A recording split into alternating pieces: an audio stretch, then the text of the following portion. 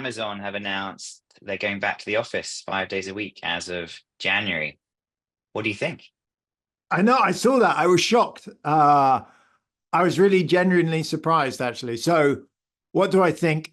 First thing is, I mean, there's not strong evidence, outside of Amazon that that's good for business performance. All the evidence I've seen is generally hybrid. If you're coming in 3, maybe 4 days a week, maybe 2, seems to be kind of flatten productivity, but saves a lot of money on recruitment and Hmm. retention. Hmm. Profitable. Hmm.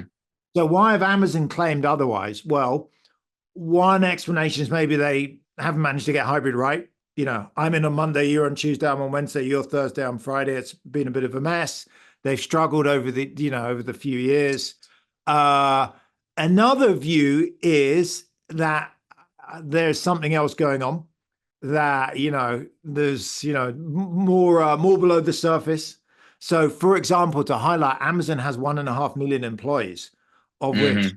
probably about 1.3 are in warehouses, in delivery Hmm. trucks. So most of the business is not what we're kind of talking about now and head office. And it may be quite reasonably that the warehouse folks, delivery drivers are, saying, look, it's unreasonable. Why should we have to come in every day? We're getting paid way less per hour. Or maybe it's part of a bigger drive to cut headcount. And the view of the company is, look, if we force folks in 5 days a week, we'll have, 10, 15% of employees quit because they're not going to do it. Yeah. Well, so friends at Amazon are telling me that the internal FAQ and question pages on this have actually gone offline. I think they're back online as of about an hour ago, but there's been so much traffic, people trying to understand what's specific. Because some people have, remote approved roles at Amazon as well. What does this mean for them? I believe as well there was a 4-week work from anywhere policy previously. What's happening there? Uh, Now, obviously, Amazon have got a bit of a monopoly on e-commerce for the most part. Do you think they can afford to lose A players? Lots of the data points towards A players leaving businesses that force them back into the office 5 days a week. I mean, yeah, so let's start with what we know. I actually, weirdly enough, did an exact reverse of this study, of Mm. this in the paper I published in Nature 2 months ago, where I went in the reverse direction from 5 days in the office to 3 in the office and 2 at home. And there we saw quit rates go down by a third. So quit rates almost certainly are going to surge. That's probably going to happen, play out over the next 6 months to a year. So I'm sure headhunters are getting flooded with resumes right now from Amazon employees. How will this play out? I mean, Amazon may stick to their guns. They may stick to their guns, but cut side deals with, like, some key Hmm. people they really want. They may also, I mean, remember the deadline to enforce this is apparently Jan 2025. They may just never really properly enforce it.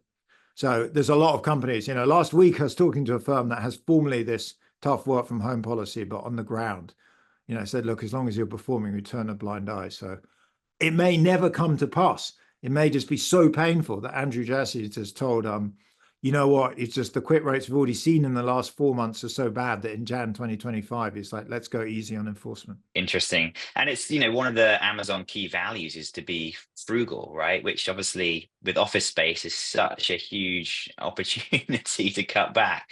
That doesn't seem to be coming into the equation here.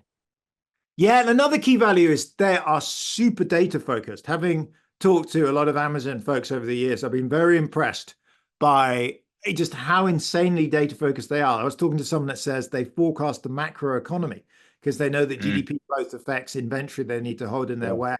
I mean, stuff that is just like, wow.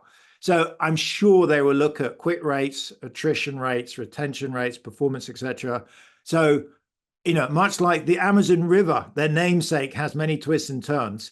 I would not be surprised if, this, which is probably their third or fourth RTO policy, is not the last. Actually, I did a survey earlier in the year and we find 40% of people have had 2 or more RTO policies in the last couple Is of that years. right? Yeah. Yeah. So I think Aaron Levy, the co-founder of Bot or CEO of Box, said it's the most edited PowerPoint in history. The return to office policy PowerPoint. yeah, so what is the date today? It's September the 16th, 2024. So we should probably revisit this exactly 1 year later. I doubt this policy would turn out to be enforced in exactly the same way that they planned. If I was at Amazon right now, I if I desperately wanted to stay fully remote or hybrid, I maybe start searching around. But it's not Mm. clear that they'll ever actually properly enforce this, because it could, if people start quitting after the first few people quit, it may start to get so painful because, depends how much they're wanting to downsize heavily as to how much they Mm. percent of employees quit on them. Yeah, I think it's Gallup that said 59% of all employees are likely to choose an employer who offers flexibility. So, do you think this is an exception or the rule? Is this the new rule? 5 days back? Do you think are there going to be a bunch of employers out there that feel like this is the way forwards? The way back is the way forwards. I mean, so far in the data, again, going to big data, the media, we're discussing this because we all saw the news that came out. If some other company said we've, guaranteeing hybrid, no one would really talk about it. So in the big data, what you see is work from home has actually been flat over the last, 18 months, almost 2 years. Actually, last week, I was at an event having dinner next to quite a large company, and they said, oh, in the Bay Area, they're just waiting for the lease to expire. And once Yeah. that lease expires, they're going to downsize to an office space about a third the size and have more work from home. So I think there's just movement in both directions. And Amazon Mm. is just a high profile example, along with Goldman's, JP Morgan, perhaps Zoom, maybe, that, have moved somewhat more to the office. And there are others that are moving in the reverse direction. But I don't see the trend on mass like that.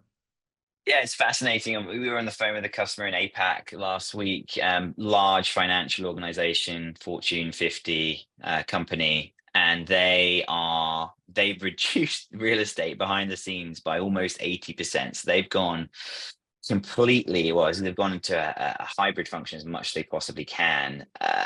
How do you see the future playing out here? We like to say that companies that don't get hybrid right just aren't going to survive, whether that be profitability, whether that being people being attracted and retained at companies. Like, how do you see the future playing out here by forcing this 5 day return? Obviously, we mentioned retention might be a challenge. Anything else you see future wise playing out? Yeah, recruitment. I mean, if you look at so to give you some sense of demographics, 20 somethings actually are often fine to come in. I think of my Yeah. kids, 1921. The undergrads that teach at Stanford, they're typically fine coming in 4 days a week. They may want Friday off, but they're put up with coming in 5. It's when you get to late 20s, 30s, 40s, people have kids, they become really unhappy with it.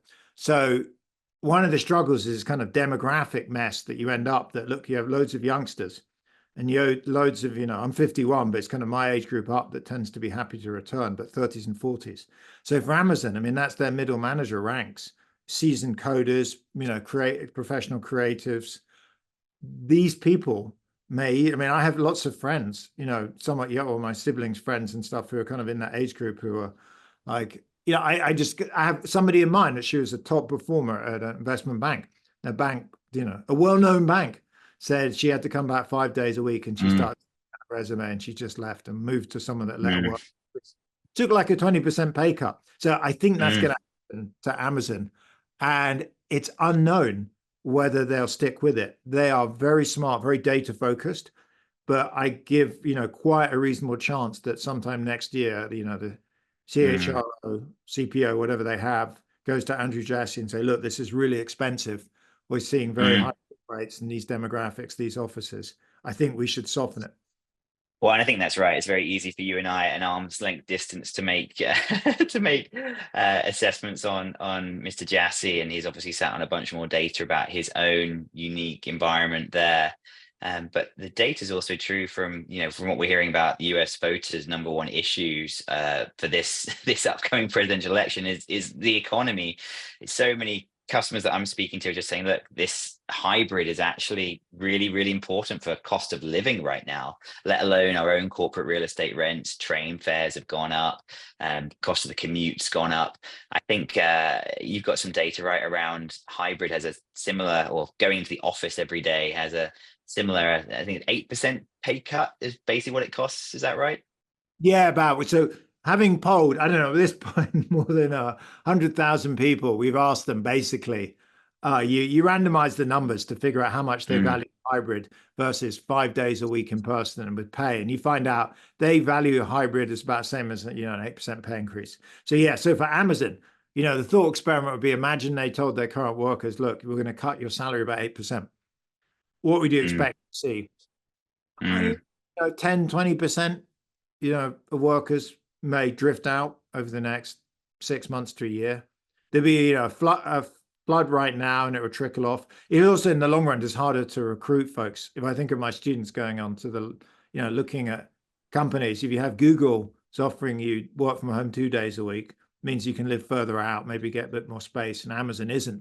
You're going to expect Amazon to pay you more money. It's like one is a perk and expecting more commuting and longer hours versus the other. yeah. And they're in such an incredible position as a company, right? This may be an inconvenience for some of the employees, but it is very unlikely to shake the whole foundation of Amazon. And but perhaps for the vast amount of other companies, just flexibility is just completely key for keeping top talent, driving innovation, as your data says, and then obviously, ensuring long-term success by having having less real estate sat on your bottom line. I mean, the interesting thing is in the memo, Andrew Jassy also said, look, we want to be the world's biggest startup. From Yeah. talking to a lot of VCs, there's nothing that seems to animate them more, but asking them whether startups should be in person, hybrid, or fully remote. As you know, they're all over the place. I mean, like some VCs are like, I want to see, them in the flesh every day, day in, day out, sweating. And others are like, why should, I don't want my startups wasting money on space. They should hire the best people and be fully remote. And it's like, all over the place, and it's hard to kind of decide on that. Well, I do think that kind of input, we're supposed to be looking at outputs, not performative inputs. But I do think that the input and grittiness, I don't know if you've read the book about Amazon, The Everything Store, like it celebrates the door that was turned on its side and was made into a desk for frugality, for frugal reasons. It talks about how some of the early venture capitalists coming into Amazon looked at who was in the parking lot on Saturdays to assess if Amazon was going to make it, to assess if this is the right team to be backing. So yeah, interesting times for sure. I think this is an exception to the rule, right? Because there's amazing companies out there that are doing this completely differently. It's also interesting as well that this is kind of a Pacific Northwest thing. We're seeing Starbucks, Nike, and now Amazon have, quite public RTO hybrid discussions over the last month.